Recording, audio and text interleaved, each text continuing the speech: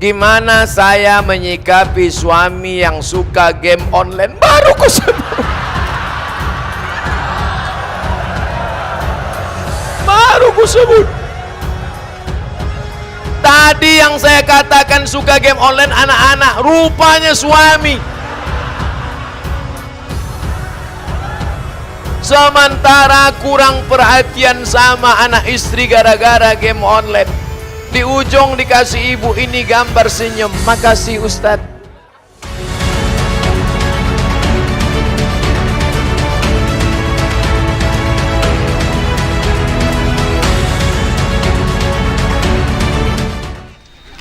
Syukron.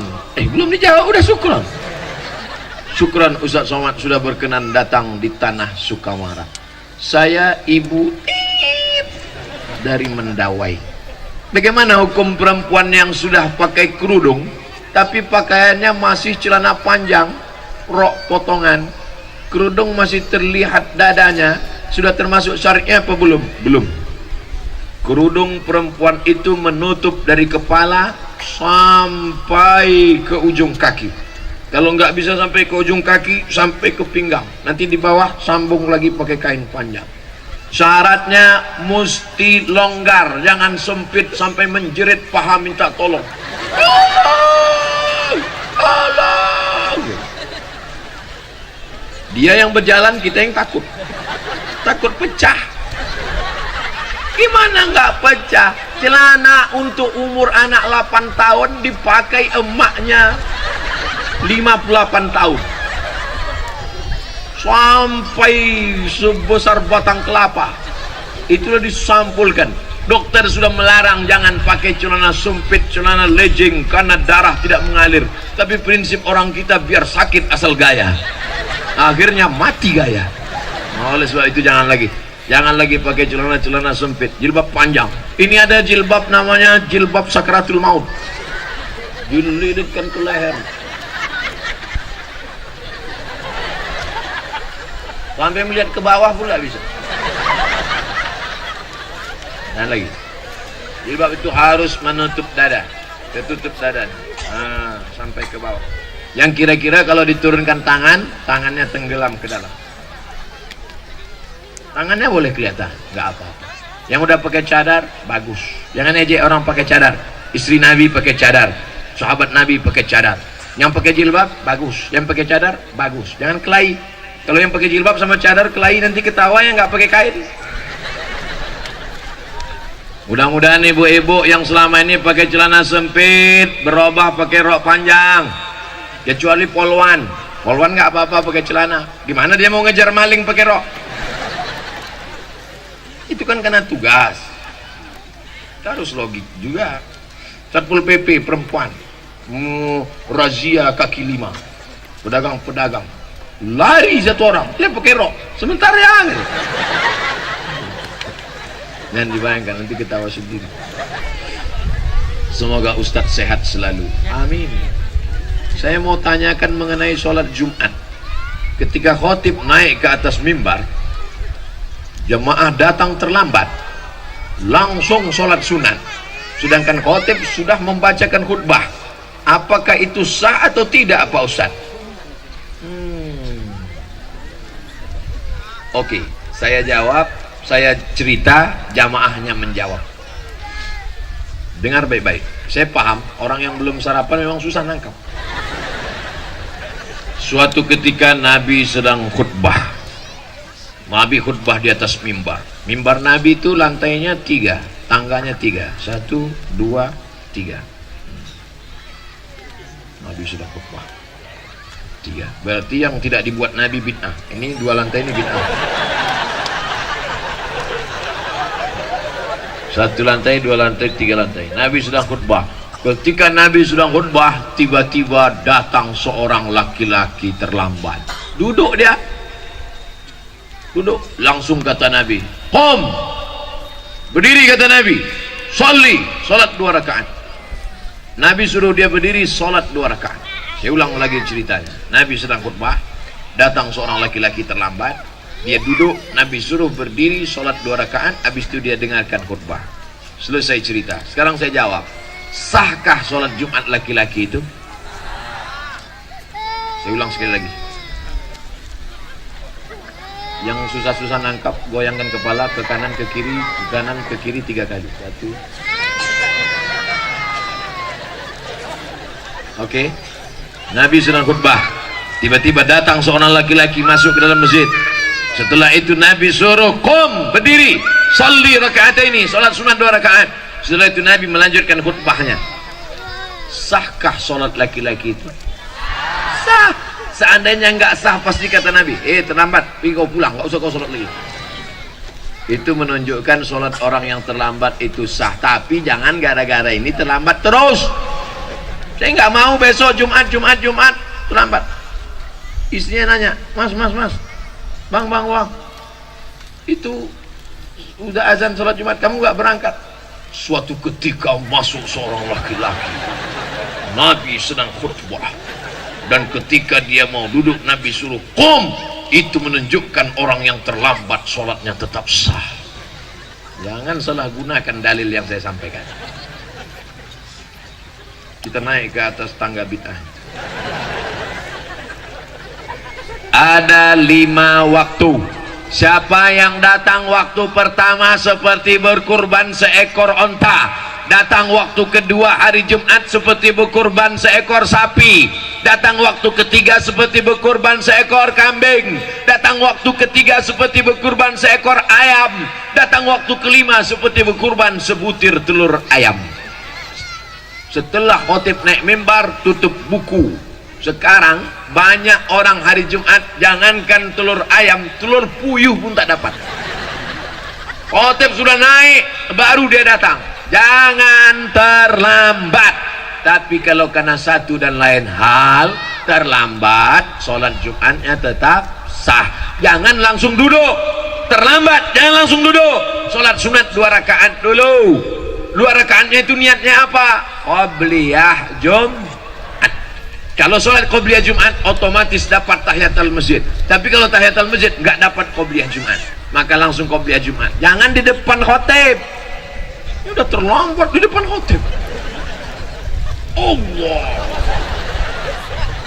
Ayatnya Yasin. Pakai baju kaos, tertulis di belakang. Emang masalah buat lo? Ini nantang namanya. Udah terlambat, kau carilah pojok-pojok. Ini harus dijawab serius karena diketik, di print dari rumah. Untung nggak dibingkai. Nama saya sensor, nggak boleh sebut. Menjaga kode etik. Dari Kelurahan Mendawai, Sukamara. Bagaimana menyikapi orang nganggap sholat dan puasa tidak wajib karena dia menerapkan ilmu hakikat? Kalau dia hidup di zaman Abu Bakar, Umar, Utsman, Ali, ini kepalanya udah lepas dari badan. Nasib baik kau sekarang hidup di zaman Pak Bupati Sukamara.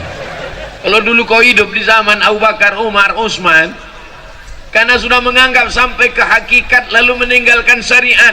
Apakah pernah Nabi Muhammad meninggalkan sholat agak sekali saja? Nabi sakit keras 5 hari menjelang meninggal.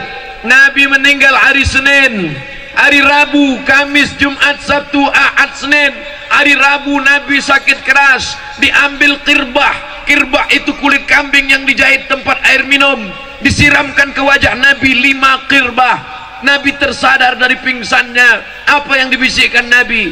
Bawa aku sholat berjamaah. Nabi dijamin masuk surga. Hakikat, syariat, tarikat, makrifat menyatu dalam diri Nabi. Al-haqiqatu bila syariatin batilah. Orang yang ngaku hakikat meninggalkan syariat batil. Wasyariatu bila haqiqatin atilah. Orang yang hanya syariat meninggalkan hakikat sia-sia. Oleh sebab itu ciri ulama ahlus sunnah wal jamaah adalah dengan melaksanakan sejalan antara syariat dan hakikat. Ini majelis ulama mesti memanggil orang ini. Kalau dia guru, ini murid-muridnya berbahaya. Kalau satu orang nyasar nggak apa-apa, ini supir truk nyasar habis sama brondolnya ikut nyasar. Kalau ada yang mengajarkan begini, mesti dipanggil. Kenapa? Abu Bakar, Umar, Utsman, Ali, Talha, Zubair. Makanya kita ahlu sunnah wal jamaah berpegang pada tiga: akidah Asy'ari, fikih Syafi'i, tasawufnya Sunni, bukan tasawuf falsafi. Tasawuf siapa? Tasawuf Abu Hamid Al-Ghazali dan Junaid Al-Baghdadi. Tarekatnya Naqsyabandi, Abul Hasan Syazili, Rifai, Abah Gurus kumpul. Tarekatnya Samaniyah. Mereka tetap melaksanakan syariat tanpa meninggalkan syariat. Maka kalau ada orang mengaku-ngaku hakikat meninggalkan syariat, kamu kenapa enggak sholat? Sholat itu hanya syariat saja, saya cukup sholat batin saja. Kamu nggak puasa? Puasa itu syariat, saya cukup puasa batin. Pas siang makan. Kalau gitu kau makan syariat aja, makan hakikat. Nanti istrinya nanya, kamu nggak masak? Saya masak hakikat saja. Oh, makanlah kuali hakikat. Paham? Enak ceramah di Sukamara ini. Orangnya cerdas-cerdas.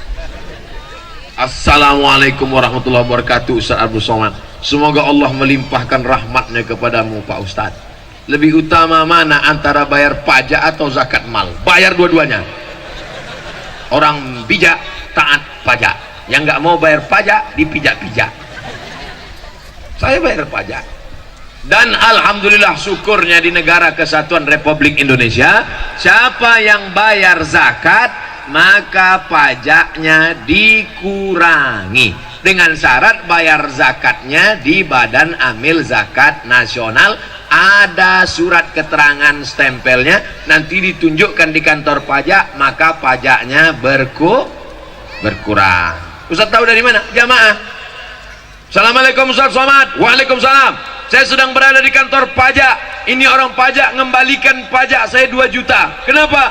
Karena saya dianggap sudah bayar zakat, maka pajak berkurang. Halalkah bagi saya? Halal. Bayar pajak, bayar zakat ke tempat resmi, minta resit dan keterangannya, ada stempelnya, maka pajak berkurang disebabkan zakat. Sudah diatur dalam undang-undang. Itu diperjuangkan oleh anggota dewan kita DPR RI. Mudah-mudahan anggota-anggota dewan yang memperjuangkan ajaran Islam, mengeluarkan undang-undang, diberikan Allah mereka balasan berlipat ganda. Apakah zaman Nabi sudah ada pajak? Zaman Nabi tak ada pajak. STNK SIM pun tak ada. Tapi jangan ini jadi dalil, jangan ini dijadikan dalil. Nanti razia, mana STNK BPKB, mana bukti bayar pajak, mana SIM. Mohon maaf Pak Polisi, Nabi nggak punya SIM. SIM ini bid'ah, wa kullu bid'atin dhalalah, wa kullu dhalalatin fitnah. Kita kan tinggal di negara, lalu kemudian pengurus negara ini bermusyawarah di DPR mengeluarkan pendapatan negara dengan pajak. Maka kita bayar pajak, pajak kendaraan bermotor, pajak bumi dan bangunan. Tapi kalau kita bayar zakatnya resmi, pajak kita berkurang. Perhatikan baik-baik. Bayar zakat, jangan bayar zakat sendiri-sendiri. Bayar zakat ke Badan Amil Zakat Nasional Sukamara. Kertas terakhir. Alamat Gang Sedulur. Jawa ini. Sedulur sederek sedoyo. Gaji ASN apakah wajib zakat? Jangan cerita gaji, karena ada orang gajinya 2 juta, pendapatannya 20 juta. Kenapa begitu? Hitung total semua, gaji, SPPD, tunjangan, uang tunjang, uang sipak, uang sundul, uang tanduk, uang sikut,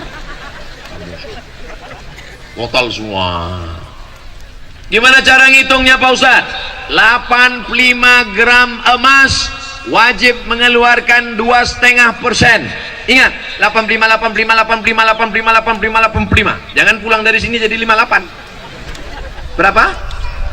85. Ingat saja tahun 85. Kira-kira bapak sama ibu tahun apa yang paling berkesan? 85. Mama, kita ketemukan tahun 85 kan? Ingat ya, 85. 85 gram. 1 gram emas 500.000 kali 85 gram 42 juta. 42 juta 500 bagi 12 bulan. Saya paham orang yang belum sarapan susah nangkap hitung-hitung. Dengarkan aja ceramah saya ini. Yang susah nangkap sekarang nanti diputar videonya di channel Ustaz Abdul Somad Official. Subscribe, like, and share. 85 gram kali 500.000 sama dengan 42.500.000 selama 1 tahun. Siapa yang penghasilannya 85 gram kali 500.000 42.500.000 selama 1 tahun, dia sudah kena zakat 2,5%. 45 juta 42.500.000 itu kalau dibagi setiap bulan keluar bagaimana? 42.500.000 bagi 12 bulan sama dengan 3.600.000. Payang hitungnya kalau 3.600.000. Oke, kita bulatkan 4 juta. Mudah-mudahan semuanya yang gajinya kurang dari 4 juta penghasilannya lengkap sejak ceramah ini terhitung dari Januari 2020 4 juta ke atas. Amin. Mudah cara ngitungnya. Gimana cara ngitungnya? 1 juta 2,5%. 1 juta 25.000. 1 juta 25.000. 1 juta 25.000. 1 juta 25.000. Kalau bapak sebulan dapat 4 juta, berapakah zakatnya?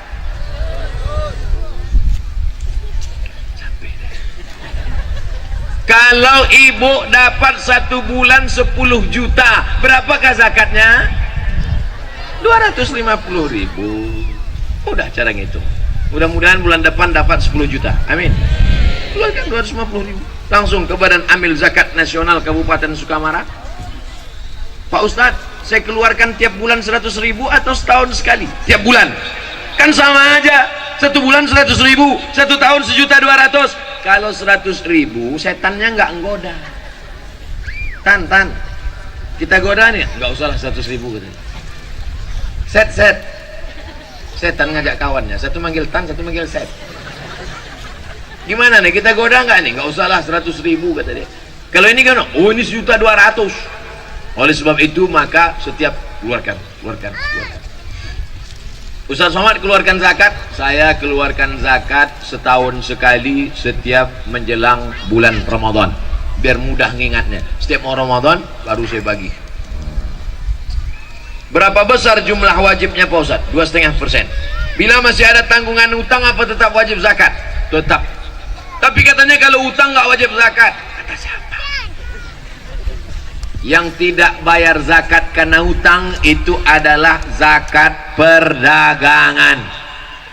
Zakat dagang perniagaan cara ngitungnya 3 kurang 5. Ingat rumus 3 kurang 5. Modal yang diputar tambah untung tambah piutang kurang hutang kurang rugi. Saya ulang sekali lagi, modal yang diputar tambah untung tambah piutang kurang hutang kurang rugi. Itu cara rumus menghitung zakat perniagaan. Dikurang hutang yang terkait dengan dagang bisnisnya, bukan hutang mobil, hutang rumah, hutang panci, hutang termos masuk. Di rumahnya itu tak ada yang cash, satu-satunya yang lunas bininya itulah. Lain hutang semua. Bunyi klakson mobil, kredit. Jangan banyak-banyak hutang. Hidup ini kalau diperturutkan terus mau. Jangan banyak-banyak hutang. Orang kalau banyak hutang itu detak jantungnya tak normal. Coba pegang jantung sebelah kiri. Nah, kalau yang nggak banyak hutang normal ya. Tapi kalau banyak hutang, mudah-mudahan kita dilepaskan dari hutang. Keluarkan zakat pendapatan, PNS, Pemda, BUMN, pegawai, guru, keluarkan setiap bulan 2,5%. Salurkan langsung ke Badan Amil Zakat Nasional Kabupaten Sukamara. Hubungi nomor berikut ini. Potong, masukkan Instagram, like and share. Terima kasih segala perhatian. Mohon maaf segala kesilapan. 7.30 kita berdoa di akhir majlis. Al-hazihin niyah al-fatihah. Pertanyaan, nama saya Jalan Pangeran Sukamara, Sukarma. Oh, ada lagi Sukarma. Bukan salah ketik. Kelurahan Padang, Kecamatan Sukamara, Kabupaten Sukamara. Assalamualaikum warahmatullahi wabarakatuh. Ustadz Haji Abdul Somad LCMA. Lengkap sekali. Apakah ASN? Wah, nyinggung saya nih, ASN. Apakah ASN yang menggadaikan SK di bank termasuk riba? Riba. Ibu bapak yang menggadaikan SK ASN, yang menggadaikan surat tanah, yang menggadaikan BPKB, yang lebih parah lagi menggadaikan surat nikah. Kalau ada yang bisa dijual untuk membom itu, jual ini, ambil duitnya, dibom ke bank supaya lunas. Bom, bagus. Mohon maaf Pak Ustadz, kalau saya jual ini, saya bom ini, meledak semuanya. Oke, kalau gitu kau lunasi aja sampai lunas. Ya Allah, tolong saudara kami supaya hutangnya lunas. Jangan terjebak riba. Adapun yang punya niat mau ngutang-ngutang, jangan lagi ngutang. Ustaz Somad ini sombong sekali. Memangnya Ustaz nggak pernah menggadaikan SK Pak Ustaz? Nggak pernah. BPKB Pak Ustaz? Nggak pernah. Jadi Ustaz minjam uang kemana? Dulu saya minjam, ada pinjaman lunak tanpa bunga, namanya Emak Bank. Emak saya. Mak, aku mau beli mobil, pinjaman lunak tanpa bunga. Dibukanya lah gelangnya, gelang sama cincin. Kau dari kecil menyusahkan sampai tua. Memang mak saya itu luar biasa. Saya mau ke Mesir, dijualnya gelang. Saya mau ke Maroko, dijualnya gelang. Saya mau beli mobil, dijualnya gelang. Sampai akhirnya mati dia. Meninggal mak saya. Sebelum dia meninggal, kata dia, tolong belikan aku tanah di bagian kakekmu semeter, karena dia mau dikebumikan situ. Sekarang saya pergi, saya beli tanah itu 22 meter, habis itu ke belakang 60 meter, saya wakafkan semuanya untuk kuburan umat Islam. Mudah-mudahan dilapangkan Allah kubur mak saya. Tak pernah ada rasa puas kepada orang tua. Maka pesan saya, yang masih hidup emaknya, masih hidup ayahnya, pulang dari sini, kau belikan lontong sayur suap itu.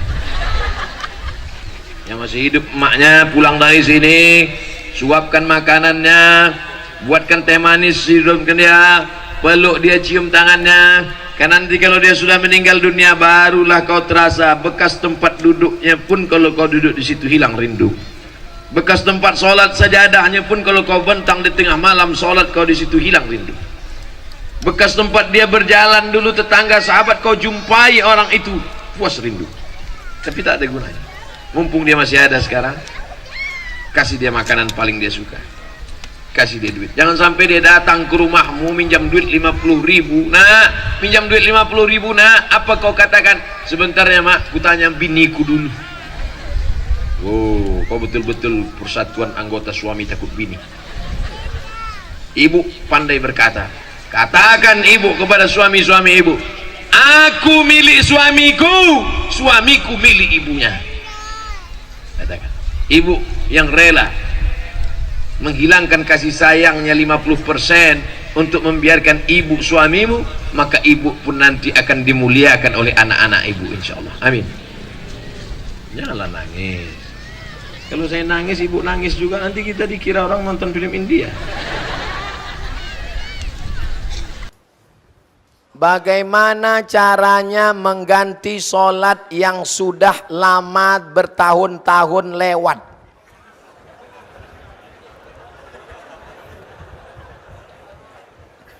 La kafarata laha illa dzalik.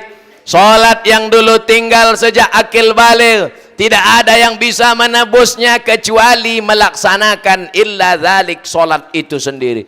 Menangis kau di pintu Ka'bah, ya Allah, nggak selesai brother. Enak aja, selesai sholat ambil tasbih, nggak selesai. Sholat yang lama dulu, sepakat 4 mazhab. Mazhab paling tua Imam Abu Hanifah Hanafi, nomor 2 Malik bin Anas Maliki, nomor 3 Muhammad bin Idris Syafi'i, nomor 4 Ahmad bin Hambal Hambali. Sepakat 4 mazhab Ahlussunnah wal Jamaah, salat yang tinggal dulu wajib diqadha. Qadha bukan qobo. Habis salat Isya qadha, usolli fardal Isya 4 raka'atin qadhaan. Habis subuh qadha, tapi qadhanya jangan di masjid, nanti ketahuan. Mana ada ba'diyah subuh? Besok dibuat langsung. Usolli fardhu subuhi raka'ataini qadhaan. Langsung teman di sebelah ISIS. Qadhanya di rumah. Berapa lama? Berapa lama kau tinggalkan sholat? Dulu kau akil balik umur berapa? Umur 10. Oh, kok cepat sekali. Umur 10 tahun akil balik. Ya. Habis itu nyasar, tobat. Umur berapa tobat? Umur 30. Qadha 20.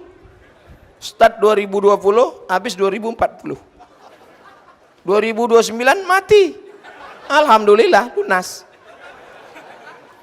Sholat yang tinggal tidak perlu digantikan ahli waris. Kalau ada bapak emak kita meninggal, sholatnya ada tinggal, nggak perlu digantikan.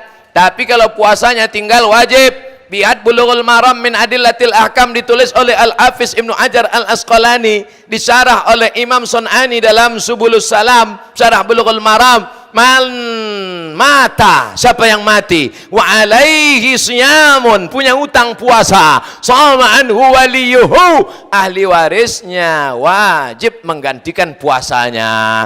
Kalau sholat nggak perlu digantikan ahli waris. Jelas? Insya Allah ceramah Ustaz Somad selama ini jelas. Yang bilang nggak jelas itu nggak punya paket 4 giga. Pak Ustadz, bagaimana cara saya menjelaskan kepada orang tua saya yang sering mengobati anak saya dengan cara jampi-jampi?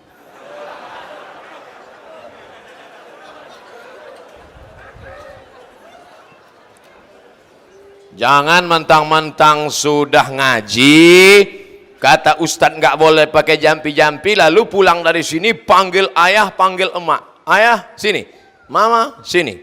Ya ayyuhalladzina amanu innamal musyrikuna najasun.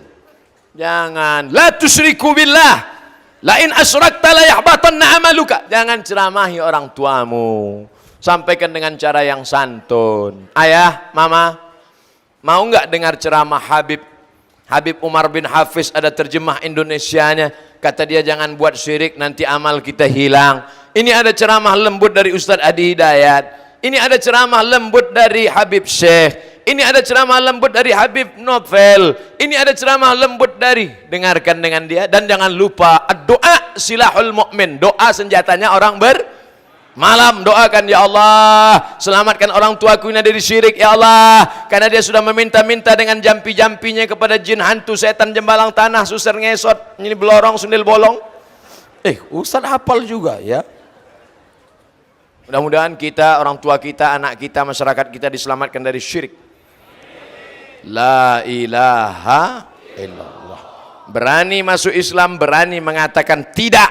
Say no to drug, say no to syirik. La ilaha, la ma'buda bihaqqin illallah. Tidak ada yang disembah kecuali Allah. Idza sa'alta fas'alillah wa idza sta'anta fasta'in billah. Iyyaka na'budu wa iyyaka nasta'in. Jangan iyyaka na'budu wa jampi-jampi nasta'in. Ustadz nih ngejek kami ya. Enggak, jampi-jampi ini bukan cuman ada di, saya buka jampi-jampi saya. Kalian pikir saya nggak punya jampi-jampi? Ini jampi-jampi untuk anak gadis. Catat.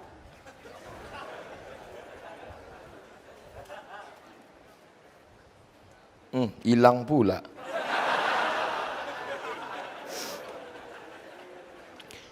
Tikaku, tika bigau, tika si anu, tika besiang. Tika itu tikar. Tikarku, tikar dari bigau, tikar si anu, tikar dari besiang. Besiang itu seperti daun pandan yang besar tumbuh di tepi sungai. Tikaku, tika menghimbau, tikarku ini bisa memanggil. Hai si anu, datanglah. Tikarku, tika menghimbau, tika si anu, tika bemiang. Kalau sudah kupanggil, maka tikar dia nanti menjadi gatal. Dia tidur itu enggak lelap, hari terkenang-kenang, terbayang-bayang. Tiba-tiba dibuka jendela, di langit nampak bayangan dia.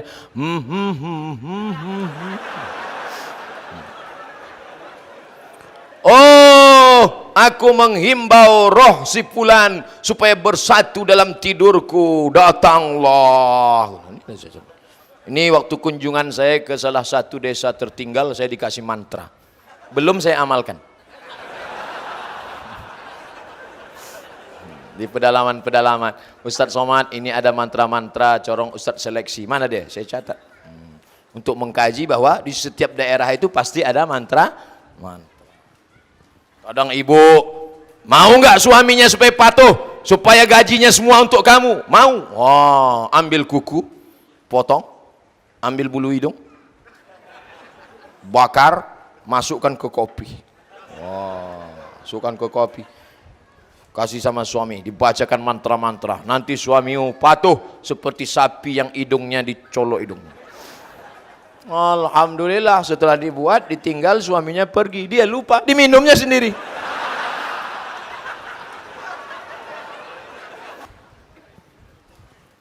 Saya mau tanya pendapat Ustadz tentang jamaah tablik. Pakai Q, tablik. Sidik, amanah, tabligh. Tabligh artinya menyampaikan. Sebetulnya mereka nggak pernah nyebut namanya jamaah tabligh. Orang aja nyebut. Itu jamaah apa? Jamaah tabligh. Karena dia nyampaikan ke pintu-pintu. Assalamualaikum Pak Haji. Assalamualaikum Pak Haji. Ayo salat ke masjid ya. Pak Haji ngamuk. Kau belum lahir aku udah haji.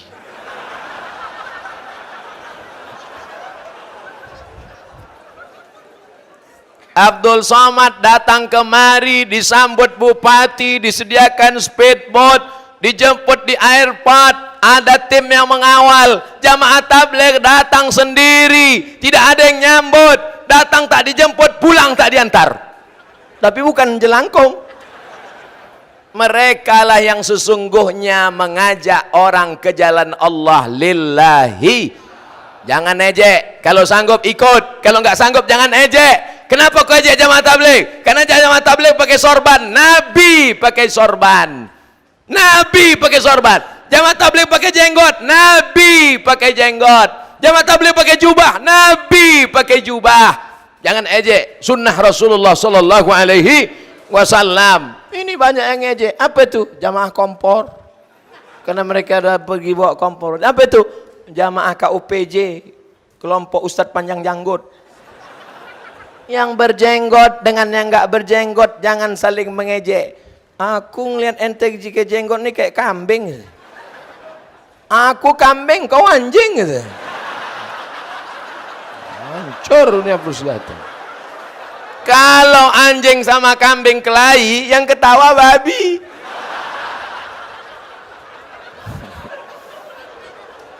Yang pakai jenggot bagus, ikut sunnah Rasulullah. Yang belum pakai jenggot, besok pagi ambil kemiri, bakar, gosok-gosok. Dulu kecil kita gitu kan? Mau nggak alis matamu tebal? Ya cukur. Oh. Habis itu ambil kemiri. Oh. Saya buat dulu gitu. Mat, kalau kau cukur nanti nampak hantu kata. Cukur lah. Wah, syukur. Mana hantunya? Mana? Kasihnya cermin. Coba tengok itu. Nah, itu hantu. Alhamdulillah kita masih punya masa kecil yang bisa diceritakan, dikenang. Anak zaman sekarang masa kecilnya game online, PlayStation. Enggak ada kenang. Kita dulu masih kecil ngejar layang-layang, ingat?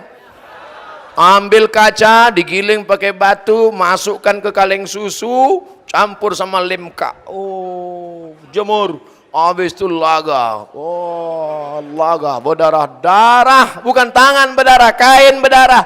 Baru sunat pagi, sore udah ngejar layang-layang. Tapi indah untuk diceritakan. Ngejar layang-layang badan sehat, berenang di sungai badan sehat. Anak sekarang badan nggak bergerak, duduk main gadget. Bam, pecah pembuluh darah, mati. Gimana saya menyikapi suami yang suka game online? Baru ku sebut.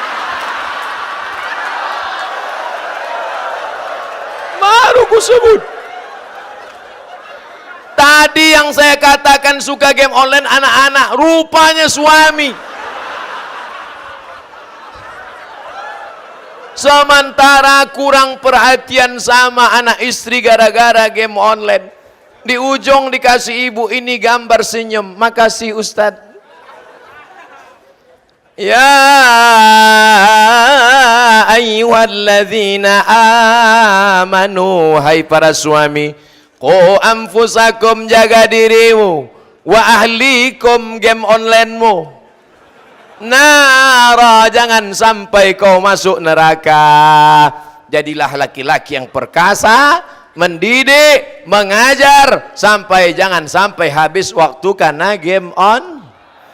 Hayya 'alas shalah,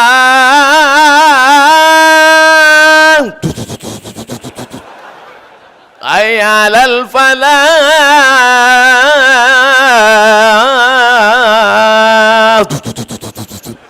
qad qamatis salatu, qad qamatis salah, ghairil maghdubi 'alaihim waladdallin. Amin. Kata orang di masjid, dia sakratul maut.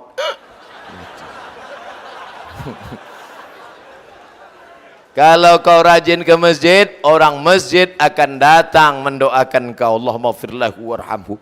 Tapi begitu kau mati, orang nggak kenal. Siap-siaplah kau dapat doa.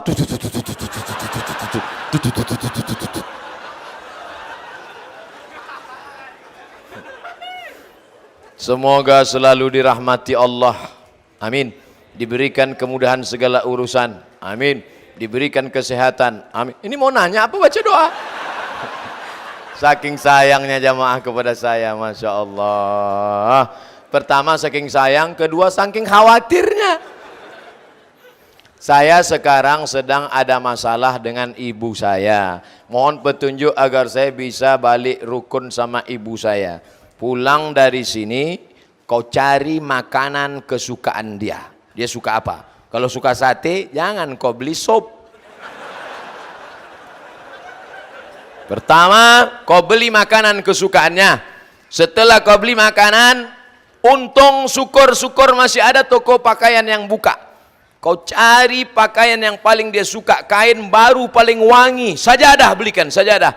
Belikan Quran yang besar supaya dia bisa baca Quran. Habis itu kau datang ke rumahnya, jangan sekarang dia masih tidur. Ibu-ibu, mak-mak cepat tidur. Besok pagi sebelum dia sarapan, makanannya kenapa dibeli sekarang? Makanannya beli besok pagi. Besok pagi. Makanannya kau beli besok pagi, barang-barangnya sekarang. Besok pagi kau datang, kau bersimpuh, kau cium kakinya, lututnya. Mak, mau kau bunuh, aku bunuhlah mak. Mau kau caci maki aku mak, mau kau bilang aku anak anjing, nggak apa-apa mak. Karena berarti kalau aku anak anjing, kau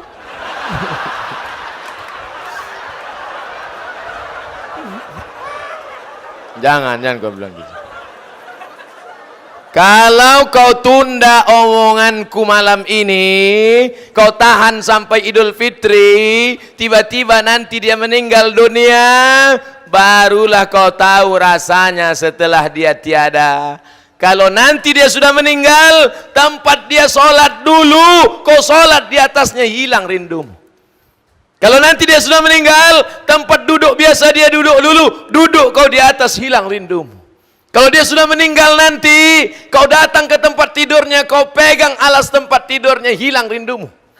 Mumpung dia masih hidup sekarang, kau datang. Malam ini juga. Datang, cium tangannya, peluk badannya. Karena kalau dia sudah tak ada, bajunya, jilbabnya, kainnya pun kau cium, akan belum tentu hilang rindu. Oke, janji?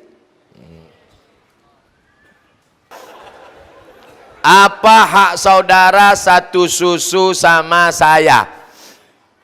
Kalau bapak punya istri, istri bapak melahirkan anak, ada air susunya, lalu disusukannya anak tetangga di bawah 2 tahun, 5 kali kenyang, khamsa radha'atin, maka anak itu nanti menjadi anak satu susuan dengan anak bapak. Makanya hati-hati. Dulu ada bidan di rumah sakit, orangnya rajin, dikumpulkannya semua susu mak-mak di situ, dibagikannya ke anak-anak. Saya bilang ini baik tapi jahil, nggak ngerti fikih Islam. Karena dalam Islam ada namanya saudara sesusuan. Harta warisan nggak dapat, tapi anak kita dengan anak susuan nggak boleh nikah. Nabi SAW pernah ketika duduk, tiba-tiba Nabi membentangkan sorbannya ke lantai. Duduk perempuan di atas sorban itu. Perempuan itu bernama Syaima. Siapa namanya? Syaima. Sahabat bertanya, siapa itu ya Rasulullah? Syaima adalah saudari sesusuanku, karena dulu sama-sama menyusu kepada Halimatus Sa'diyah. Ibu susu yang pertama ibu kandung Aminah, yang kedua Suwaibah, yang ketiga Halimatus Sa'diyah. Ibu susu sekarang Al-Baqarah, sapi betina. Batalkah jika kami wudhu bersentuhan dengan dia? Ini hanya terkait dengan nasab nikah. Mahramkah dia Pak Ustadz? Ya, bapak misalnya bapak punya istri hamil, lalu kemudian punya anak, ada air susunya, lalu kemudian bapak mengangkat satu anak angkat perempuan, maka ke anak laki-laki yang sebelumnya tidak ada hubungan mahram, setelah itu maka menjadi mahram. Hadis yang mengatakan la yakhluwanna rajulun ma'amra'atin illa ma'azi mahramin, tidak boleh berdua-duaan kecuali dengan mahram, maka dengan susuan itu menjadi mahram. Warisan tak dapat. Sampaikan doa ibu saya untuk dia Pak Ustadz, masalah meninggal dunia, jangan khawatir yang nggak punya anak, doa tetap doa sampai. Saya tadi ziarah ke makam Sayyid Ahmad Al-Maghribi, saya doakan Allahumma firlahu warhamhu wa'afihi wa'fu anhu. Sampai nggak doa saya? Sampai. Saya nggak ada hubungan dengan beliau. Beliau Sayyid itu Arab, saya Arab cemas. Doa sampai. Makanya kalau lewat makam kita bacakan doa, assalamualaikum ya ala diyar minal mu'minin wa inna insyaallah bikum lahiqun yarhamullahu al-mustaqimina wal mustakhirin nas'alullah lana wa lakumul afiyah. Oh panjang Pak Ustadz ya. Anda edisi pendek nggak Pak Ustadz? Ada. Assalamualaikum ya alal kubur. Itu paling pendek. Bagus nanti dibuatkan baleho besar. Assalamualaikum ya ala diyar minal mu'minin wa inna insyaallah bikum lahiqun yarhamullahu al-mustaqimina wal mustakhirin nas'alullah lana wa lakumul afiyah. Doa ziarah kubur. Coblos nomor. Bagus, bermanfaat sekalian untuk dakwah di kubur-kubur. Bagus apa enggak bagus? Bagus. Untuk apa doa untuk orang kubur kalau doanya enggak sampai? Betul? Maka doa tetap tapi katanya ada hadis mengatakan iza mata ibnu Adam, kalau anak Adam mati maka amalnya putus. Ini anak Adam namanya Abdul Somad. Kalau Abdul Somad mati, amal Abdul Somad putus. Yang putus itu amal Abdul Somad atau amal orang Tanjung Selor? Saya ulang sekali lagi. Kalau Abdul Somad mati, amalnya putus. Yang putus itu amal Abdul Somad atau amal orang Tanjung Selor untuk Abdul Somad? Amal Abdul Somad yang putus. Abdul Somad setelah mati nggak bisa ceramah. Kalau dia ceramah jamaah lari. Tapi amal orang Tanjung Selor sampai nggak untuk Abdul Somad? Sampai. Datang orang Tanjung Selor ngirim Fatihah untuk almarhum Abdul Somad dari Tanjung Selor ke Riau, Al-Fatihah. Sampai apa nggak sampai? Selesai. Ada yang bilang nggak sampai. Mana nama lengkapnya? Biar saya nanti kalau mati saya kirim. Kalau nggak sampai cepat-cepat kasih kabar. Saya seumur-umur ceramah baru ini dapat tulisan di tisu.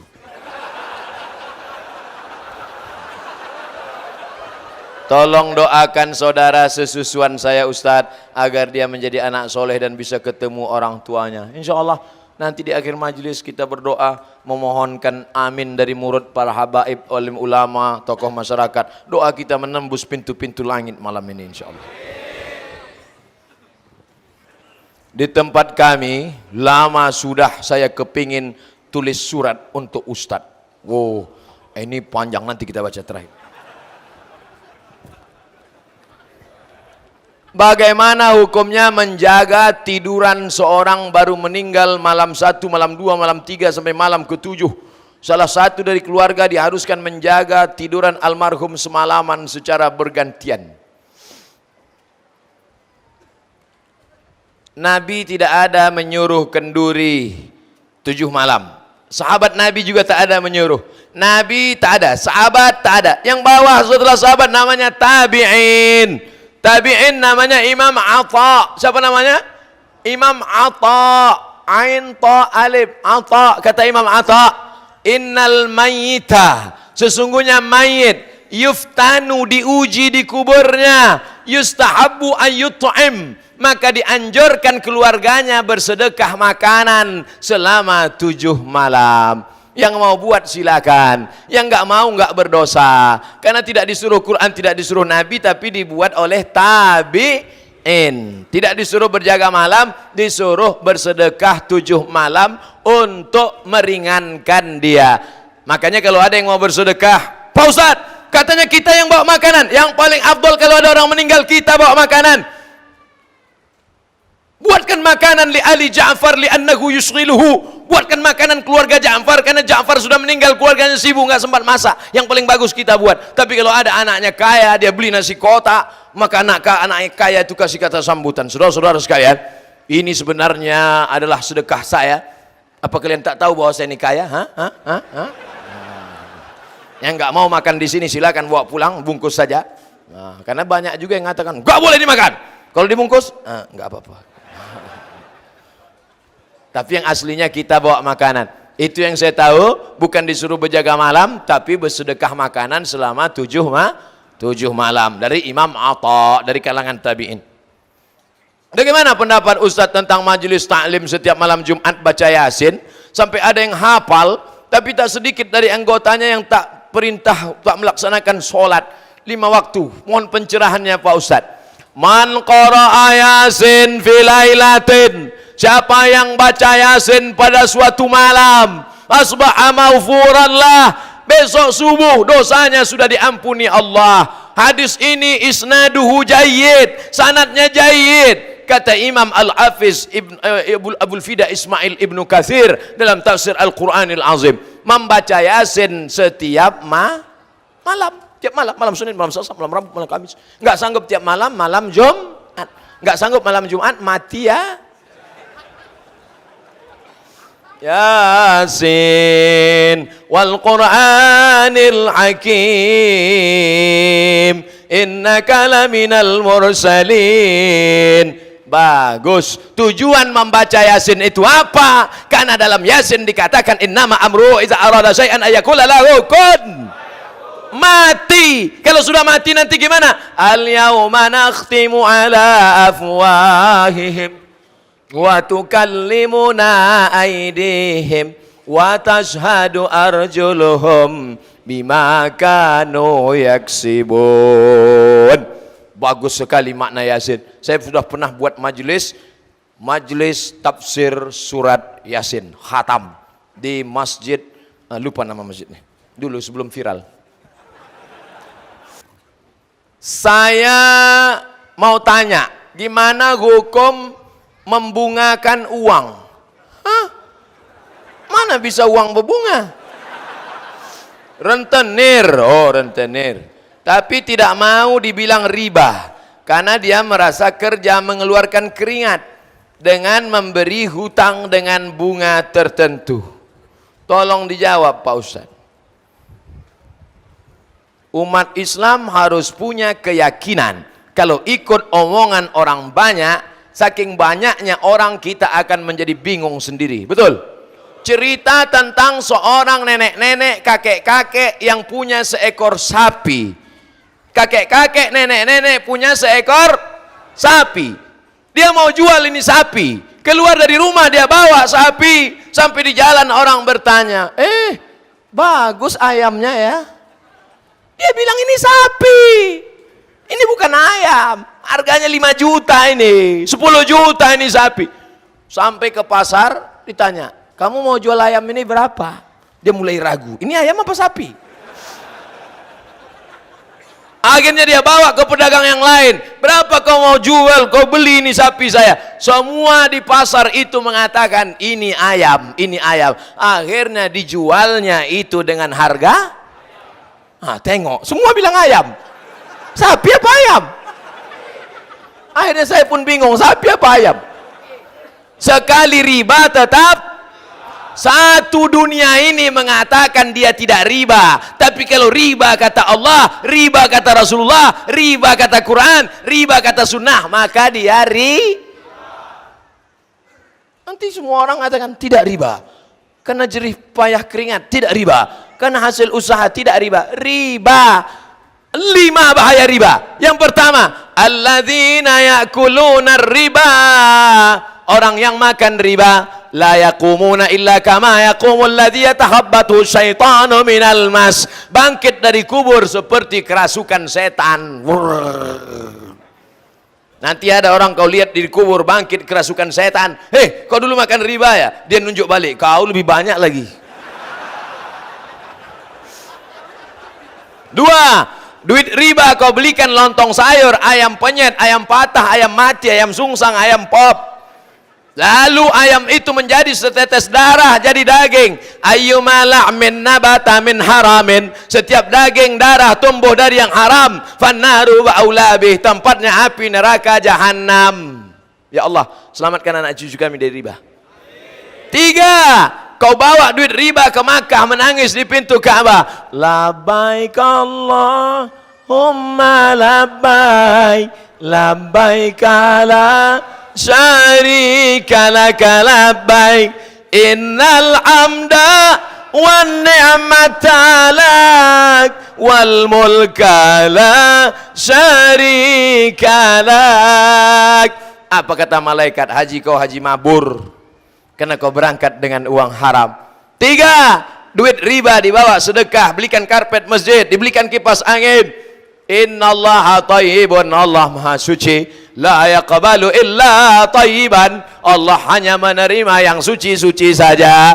Duit riba kau belikan nasi, kau suapkan bubur ayam ke mulut anakmu, darah dari jantung masuk ke otak. Nasiyatin kadzibatin khoti'ah, ubun-ubun anakmu kotor gara-gara makan riba. Kenakalan orang tua, waspadalah.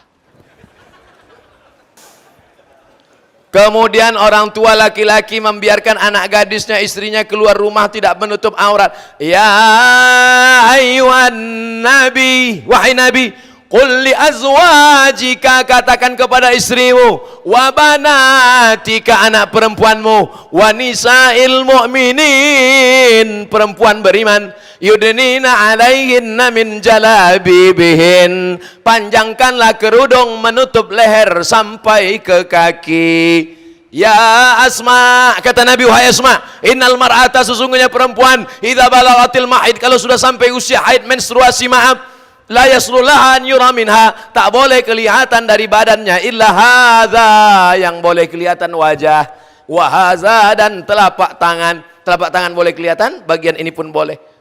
Celana pakai sempit, jangan sempit, longgar. Bajunya jangan sempit. Ini pakai jilbab di atas, di bawah sempit sampai menjerit kaki. Tolong, tolong. Selangkah lagi bapak mau masuk surga, tapi kalau anak bapak pakai celana sempit, ditariknya juga nanti kain bapak masuk ke dalam neraka jahanam. Mudah-mudahan kita dapat menyelamatkan anak-anak perempuan kita. Ini anak perempuan sore-sore pakai motor, mengeringkan rambut karena nggak ada hair dryer. Na'udzubillah. Ustadz kan enak aja ngomong gitu, nggak punya anak perempuan. Iya juga, anak saya laki-laki.